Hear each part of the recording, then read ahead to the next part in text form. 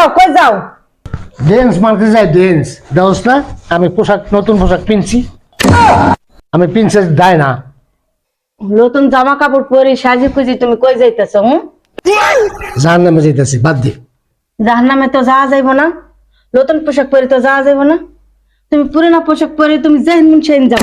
তুই কি রাখার শ্বশুরে হ্যাঁ দেখ সকালবেলা এক জায়গায় যাইতেছি তুই আমার ডিস্টার্ব করবি না হ্যাঁ ভালো কামে যাইতেছি তুই আমার যাইতে দে নতুন পোশাক পরে কোন বিড়ির লগে দেখা করতে যাও আমারে বুঝাও, আমি কি বুঝি না?